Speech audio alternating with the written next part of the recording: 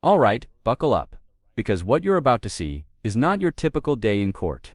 This case starts with something as small as parking a car a few inches too far from the curb, but it spirals into questions about marijuana possession, late-night encounters with police, and even a second case involving a suspended driver's license and a possible knife incident.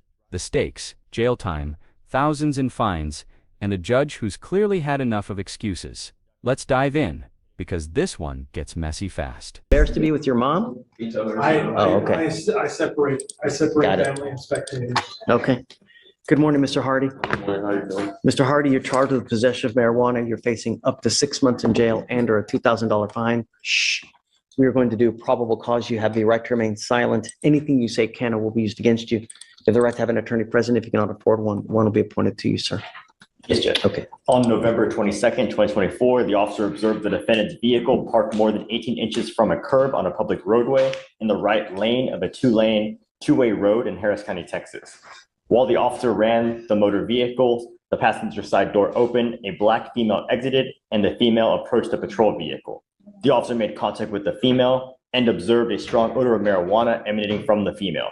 The officer made contact with the defendant, the driver of the vehicle, and observed a strong odor of marijuana and had the defendant exit the motor vehicle. A PC search was conducted and the officer located 3.5 in the driver's side door and one blue package with "Oops, all berry" on the front containing green leafy substance on the rear driver's side floorboard, one red package with fruity pebbles on the front containing a green leafy substance in the back seat, and two clear plastic baggies containing green leafy substance under the front right passenger seat. The officer also observed one burnt marijuana cigar behind the front passenger seat and one small chunk of loose green leafy substance in between the driver's seat and the door.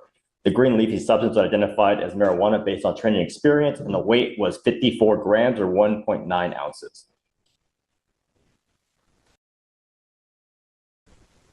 He was doing what that was wrong? So he was parked more than 18 inches from the curb on the right lane of a two-way road. So he was out. On earth are you going to know that you're parking more than 18 inches? Now let's pause here. The officer claims to have found nearly 2 ounces of marijuana in multiple packages, everything from baggies to cereal-themed wrappers. From a legal standpoint, the weight matters a lot. Under Texas law, possession of less than 2 ounces can still mean up to 180 days in jail and a $2,000 fine.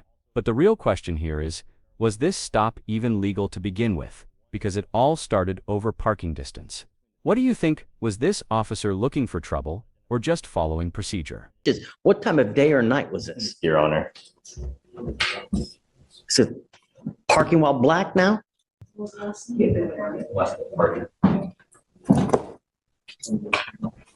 Come on.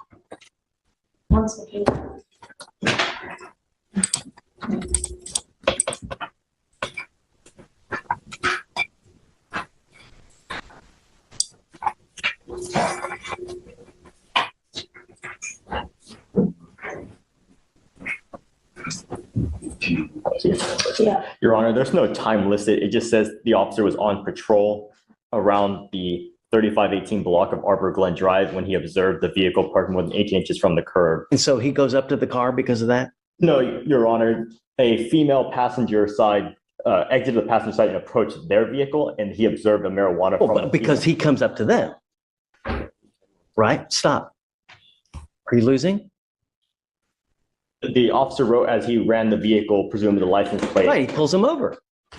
They were already parked on the side of the road 18 inches from the curb, and he came, I guess, parked behind, and he was running the vehicle, and then the passenger side door opened, a black female exited and approached his vehicle, the patrol vehicle, and he observed an odor of marijuana on the female, and then he made contact with the driver, where he observed marijuana odor in the vehicle. So the female approached the patrol vehicle. Here's where the tension really kicks in. The defense is basically saying the entire encounter was unnecessary, arguing that the officer only engaged because the car was slightly off the curb and implying racial profiling was at play. It's a bold claim, but in a courtroom, that kind of framing can change the narrative entirely. Do you think the officer had a valid reason to approach, or was this a case of fishing for a bigger bust? Show me in the penal code that code. What is What is the penal code for that? Regarding the 18 inches from the curb, sir, is that the Yeah. issue of what we're talking about? Yeah, because they come to him because he comes to them. Right, they're just parked. He comes to them.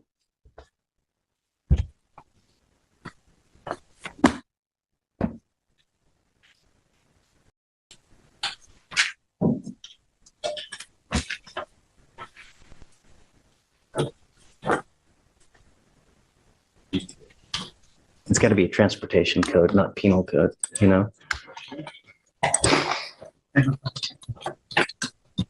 And Your Honor, regarding the timeline of events, it does appear that when they were parked that distance away, which could be arguably further, I don't know what it looked like at that time, but the female passenger is the one who exited first, and that was before officers ever made contact with them. So I don't know if you were thinking that the officers approached them first, but I just wanted to clarify that she approached first. What time of day or night was this? Trying to see that, Your Honor, in a second.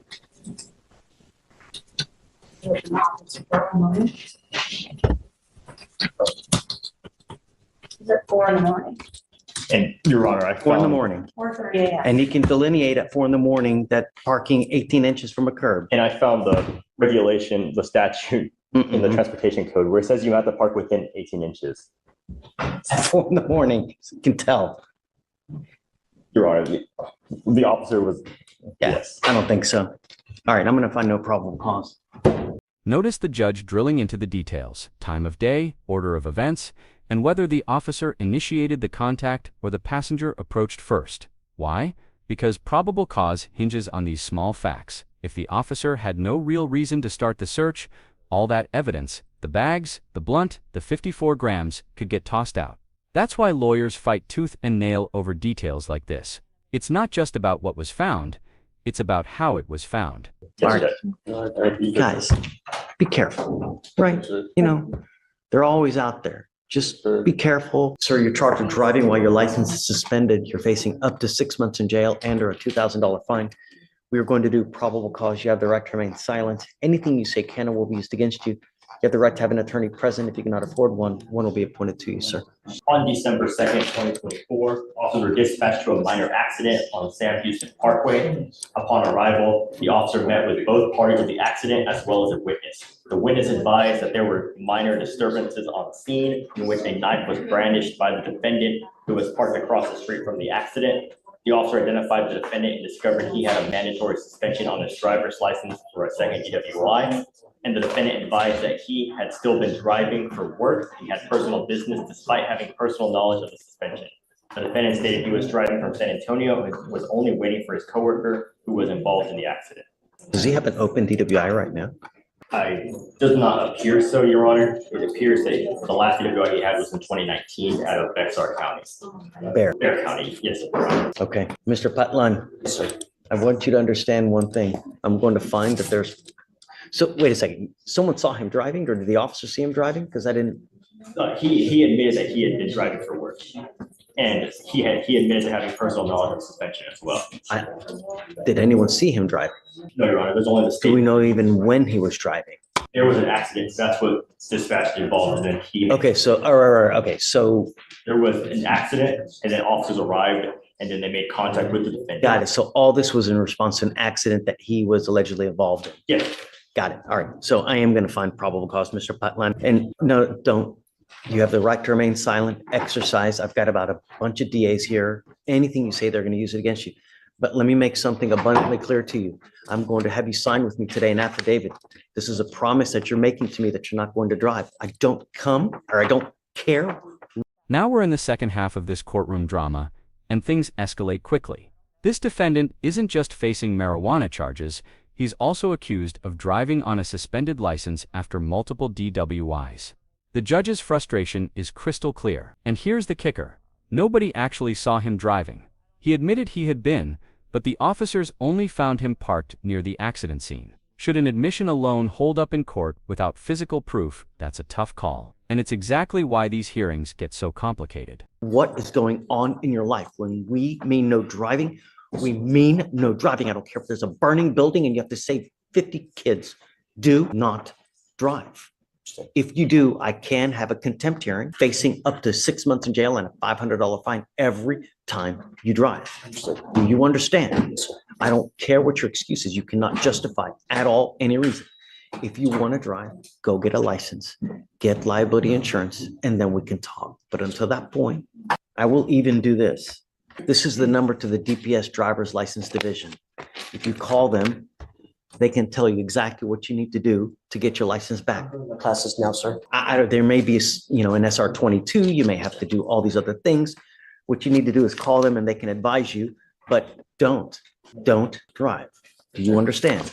And Your Honor, I do have to make a correction. After reading the full DIMS, the defendant was parked across from the accident. It was his coworker that was involved in the accident. He was parked across, Your Honor. And I do apologize. After reading the complete DIMS, the officer wrote that the defendant was parked across the street from the accident, and he made a statement that he was waiting on his coworker who was in the accident. No one sees him driving. He was just parked across the street. No, no, what, really? He made the statement that I get it. he was in the vehicle and he made the statement. I took a shower today, no, you just make a statement, no, there's no proof. To having knowledge of the suspension, and he was in the vehicle parked across the street. But no one sees him driving? He did make a statement. No. So let's break this down.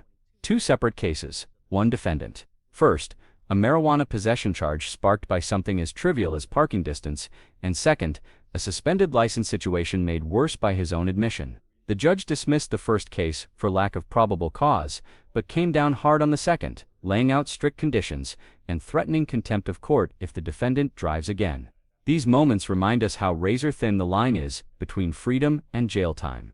Now I want to hear from you. Was justice served here, or do you think the system went too far? Drop your thoughts in the comments. And if you found this case as shocking as we did, make sure to hit that like button, share this video with someone who loves courtroom drama, and don't forget to subscribe for more jaw-dropping legal breakdowns every week.